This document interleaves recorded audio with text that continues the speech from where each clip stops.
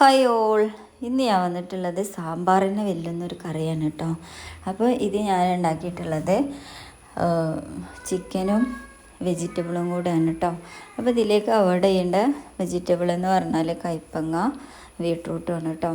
അപ്പോൾ ഞാനിവിടെ 3 വലിയ ഉള്ളി എടുത്തിട്ടുണ്ട്. അപ്പോൾ ഇത് ഞാനൊരു പാത്രം വെച്ചിട്ട് ചെറുതായിട്ടൊന്ന് വഴറ്റി കൊടുക്കുന്നുണ്ട് കേട്ടോ.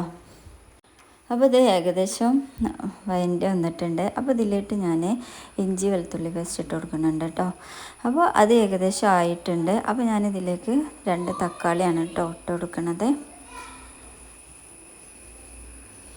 അപ്പോൾ ഇത് ജസ്റ്റ് ഒന്ന് അടച്ച് വെച്ചിട്ട് നന്നായിട്ടൊന്ന് വേവിച്ചെടുക്കാം കേട്ടോ.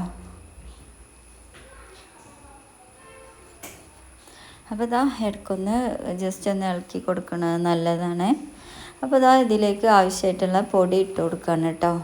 2 table spoon chicken masala, 1.5 table spoon മല്ലിപ്പൊടി, 1 ടേബിൾ സ്പൂൺ മുളക് പൊടി, 1/2 ടേബിൾ സ്പൂണ് മഞ്ഞൾപ്പൊടിയാണ് കേട്ടോ ഇട്ടെടുത്തിട്ടുള്ളത്. പിന്നെ ഒരു വലിയ ടീസ്പൂണ് പെരുംജീരകം ഇട്ട് കൊടുത്തിട്ടുണ്ട് കേട്ടോ. എന്നിട്ട് നന്നായിട്ടൊന്ന് ഇളക്കി കൊടുക്കണേ.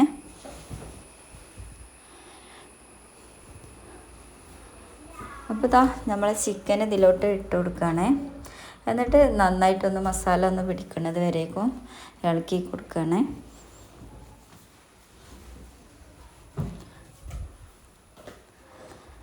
അപ്പോൾ എൻ്റെ ചാനൽ ആദ്യമായിട്ട് കാണുന്ന കൂട്ടുകാരാണെങ്കിൽ ഒന്ന് സബ്സ്ക്രൈബ് ചെയ്ത് സപ്പോർട്ട് ചെയ്യണേ. അപ്പോൾ ഇതിലേക്ക് ആവശ്യമായിട്ടുള്ള വെള്ളം ഒഴിച്ച് കൊടുക്കുകയാണേ.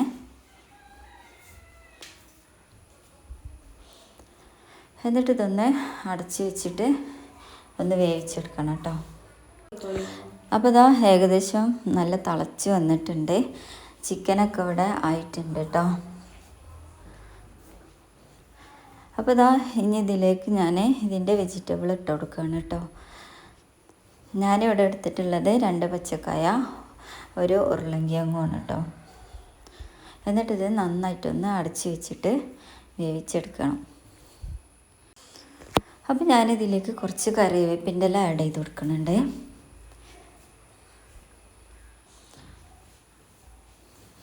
അപ്പോൾ നമ്മളെ കറി ഇവിടെ റെഡി ആയിട്ടുണ്ട് കേട്ടോ. അപ്പോൾ നമ്മളെ പാത്രത്തിലേക്ക് സെർവ് ചെയ്യാം. അപ്പോൾ നല്ല അടിപൊളി ടേസ്റ്റാണ് കേട്ടോ. അപ്പോൾ നിങ്ങളിത് ഉണ്ടാക്കിയിട്ട് ഒരിക്കലെങ്കിലും ഫീഡ്ബാക്ക് അറിയിക്കാൻ മറക്കരുത്.